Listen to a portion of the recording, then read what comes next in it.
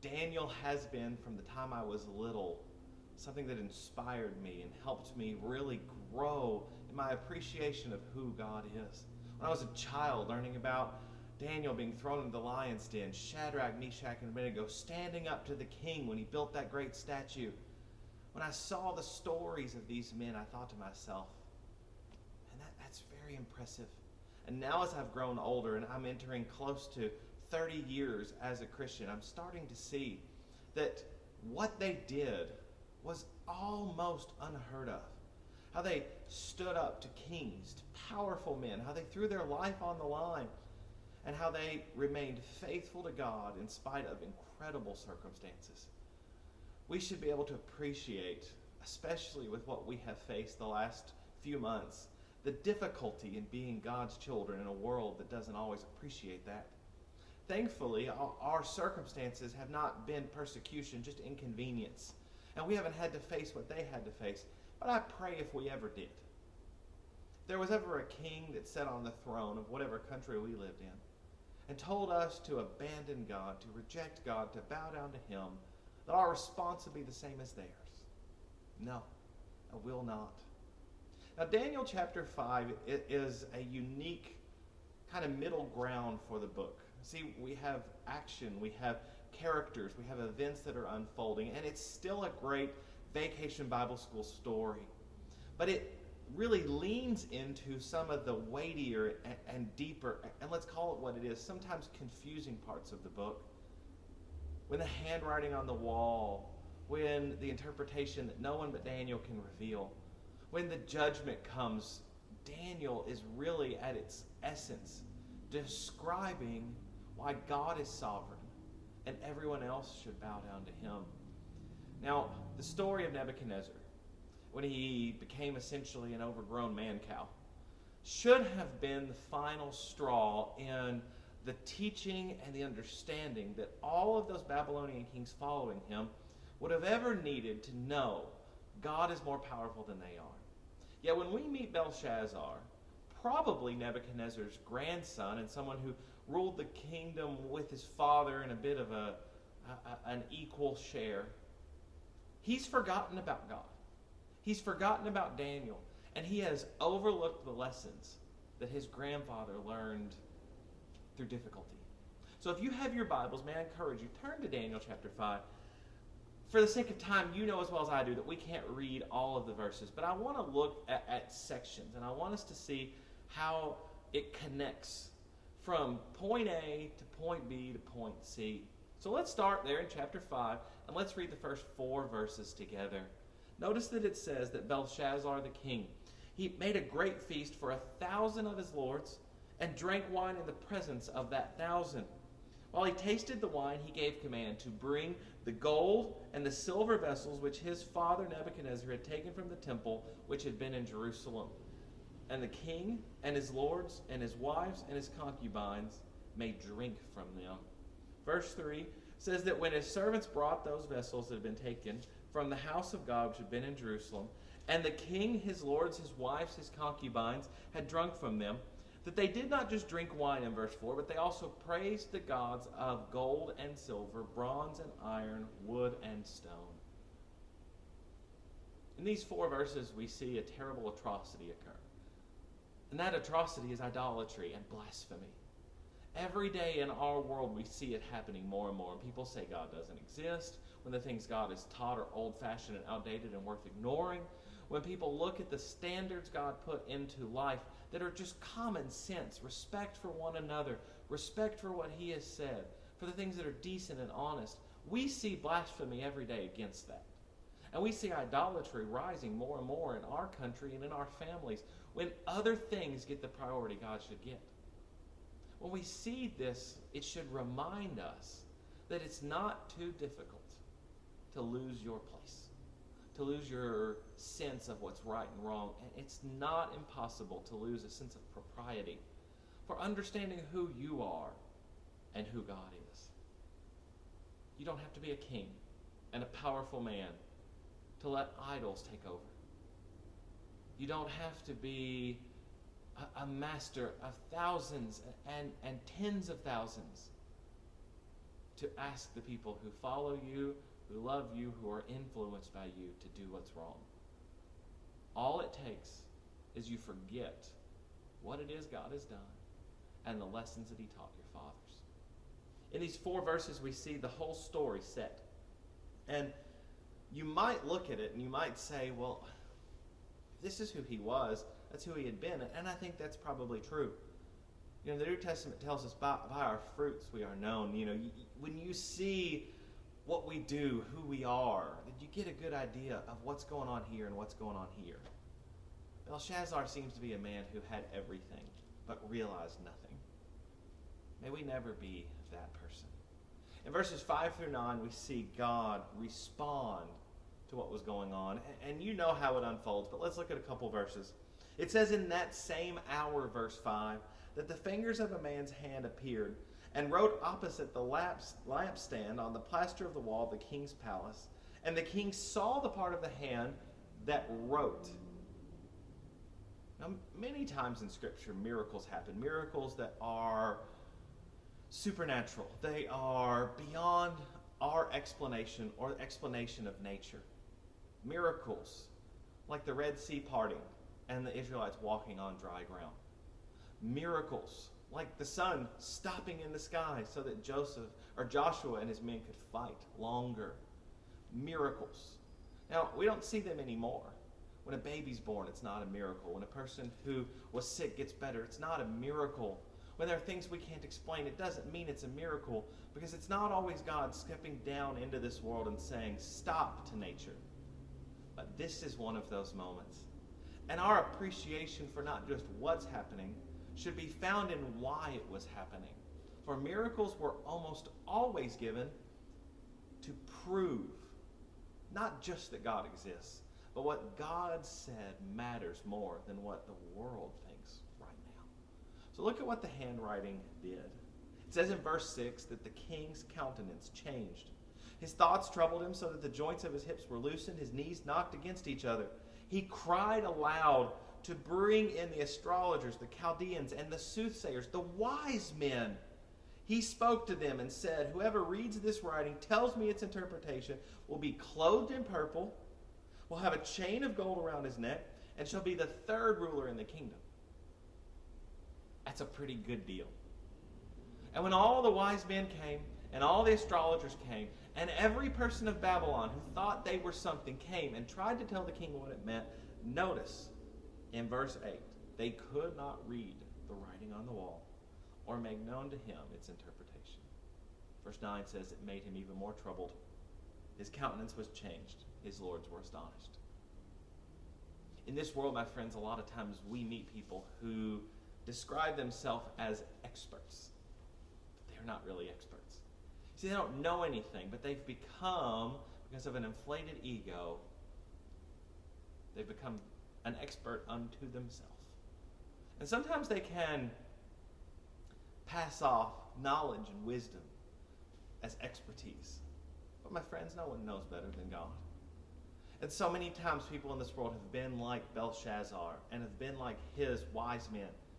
And when they have been confronted with God's wisdom, they bang their head against the wall because they do not listen. They try to tell God what they know to be true, instead of letting God be the one who dispenses, who displays, and who teaches what truth is. There's a reason Jesus said, I am the way, and I am the truth, and I am the life. He wasn't trying to say that he was a truth. He was trying to say he is the truth. God has always been the truth of this world. And when we forget, he does a really good job of reminding us. Now, I do wish that in 2020 there were more instances of writings on the wall. That the people who stand up in pulpits, behind podiums, on television, who stand as experts on what's wrong with everything would realize what's really wrong is that we're a lot like Belshazzar. We're blasphemous and idolatrous. And as a society, we have forgotten all the lessons God taught our fathers. Maybe what we need is more handwriting on the wall, and for knees to shake and countenances to change. In verse 10, Belshazzar's mom appears. And Belshazzar's mom is Nebuchadnezzar's daughter. And Belshazzar's mom offers the first bit of wisdom in the story. She says in verse 10, "Do not let your thoughts trouble you, nor let your countenance change, because there is a man in your kingdom in whom is the spirit of the holy God. And in the days of your father, light and understanding and wisdom, like the wisdom of the gods, were found in him." King Nebuchadnezzar made him chief of the magicians, chief of the astrologers, the Chaldeans, and the wise men, and the soothsayers. Let him be called. Bring him here, verse 12 says, and he will tell you what the writing on the wall means. Sometimes, my friends, what we need in this world is not just God's wisdom, but the wisdom of the people who either know him or have seen him. We're not really sure how much her belief in the God of Abraham, Isaac, and Jacob, how much was there. But we know she saw what happened to Nebuchadnezzar. And we know that she remembered all Daniel had done, that Nebuchadnezzar placed him in a position of power, and she knew where he was, that he was still around. Sometimes we need to just remind the world, God never forsook us and never abandoned us. You just forgot to look for him. You just discarded him. You're the one who pushed him away. He didn't push you away. I love that Belshazzar is smart enough to heed her advice. You see, verse 13, it says that Daniel was brought before the king, and the king told him, "Are you Daniel, who did all of that? If you can tell me what's written on the wall, I'll give you what I promised those earlier." You know what he says? I'll clothe you in purple. I'll put a chain of gold around your neck, and you shall be the third ruler in all the kingdom. Daniel's promised the same thing that those other men were, because I think Belshazzar is desperate. He needs an answer to what has happened. And even though he doesn't know Daniel, he doesn't believe in Daniel's God, desperate people take desperate measures. Thankfully, in this moment, his desperate measure and his Hail Mary at the end of the story is the right one, and the one he should have taken at the beginning. And had he listened to Daniel and known the stories of his fathers, might have never been in this predicament to begin with. Daniel says in verse 17, "Let your gifts," I love this, "let your gifts be for yourself." He says, "I don't want what you're offering. Give your rewards to another. But listen, I'll tell you what the writing on the wall means." And Daniel gives Belshazzar a history lesson. Perhaps that's what a lot of people need today, a history lesson. Notice that he tells them in verse 18, "King Most High, O King, the Most High God gave Nebuchadnezzar, your father, a kingdom. And God gave him majesty, glory, and honor. Because of the majesty that God gave him, all peoples, nations, and languages trembled and feared before Nebuchadnezzar. Whomever he wished, he executed. Whomever he wished, he kept alive. Whomever he wished, he set up. Whomever he wished, he put down. But when his heart was lifted up, and his spirit was hardened in pride, he was deposed from his kingly throne, and they took his glory from him. Then he was driven from the sons of men. His heart was made like that of the beasts, his dwelling like that of the wild donkeys. They fed him with grass like oxen. His body was wet with the dew of heaven. Till he knew, till he understood, until he honored and respected that the Most High God rules in the kingdom of men and appoints it over whomever he chooses." Belshazzar did not know that history was repeating itself. And so are a lot of people in this world lost when life happens. We're not the first people to live through a pandemic. We're not the first people to live in a world that is forgetting God. And we're not the first people who must remain faithful. Elijah thought he was alone. You remember the story from 1 Kings? But what did God tell him? No. There's 7,000 people who haven't bowed. I think sometimes the apostles and the early church probably felt very alone when they were in jail, when they were being persecuted. But we look back now and we realize that there were churches all across the known world. And today, my friends, even though we seem to be so vastly outnumbered, there's so much strength in our numbers, so much we can accomplish. For you're not alone and I'm not alone. May we never grow weary in doing what's right. And may we remember that the Lord has always been here and has always been here for his people. And he's always taught lessons to the people who rejected him. And history is meant to be for us a connection to God. You remember when the Israelites crossed the Jordan River, God told Joshua, take 12 stones and make a pile, basically. And he says, when your children ask what happened here, you will tell them that Israel crossed on dry ground. Those who fail to appreciate and learn from history are doomed to repeat the mistakes of their fathers and their grandfathers. Belshazzar was doing the same. And when Daniel tells him this has already happened, and your father learned his lesson, you can almost sense the irony. And you hope that what Belshazzar's doing is learning. Why didn't I pay attention? Daniel goes on to say in verse 22, Belshazzar, you have not humbled your heart, although you knew this. You have lifted up yourself against the Lord of heaven. They have brought the vessels of his house before you. You and your company have drunk wine from them, and you have praised your false idols of gold and silver and bronze and iron and wood and stone, which do not see and do not hear, and the God who holds your breath in his hands and owns all of your ways, you have not glorified. He made the same mistake so many have made. He thought he was the center of the universe. And he believed when all those people told him, you're the most important thing. He's about to learn that was a big mistake. Verse 25. This is the inscription that was written. Mene, mene, tekel, upharsin. And this is the interpretation of each word. Mene means God has numbered your kingdom and finished it. Tekel, you have been weighed in the balances and found wanting. Perez, or upharsin, your kingdom has been divided and given to the Medes and the Persians. Now, what has always shocked me about this story is that the minute Belshazzar hears this, what makes sense to me is that he would have executed Daniel, thrown him out, and said, I don't want to hear that. But instead, his response is the complete opposite. It says in verse 29, then Belshazzar gave the command, and he did what he said he would do. They clothed Daniel with purple, put a gold chain around his neck, made a proclamation concerning him that he was now what? The third ruler in the kingdom.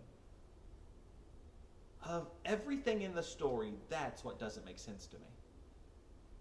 Maybe Belshazzar just finally learned his lesson.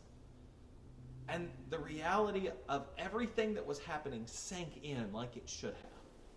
Maybe he was shocked. Maybe there was a bit of relief.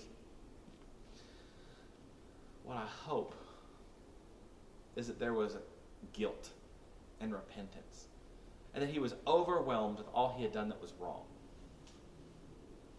There's a part of me that hopes Belshazzar in that moment went back in time and remembered the story that his grandfather had told him. That he saw the error of his ways and he repented and prepared himself for the judgment that was coming. That's what I hope happened.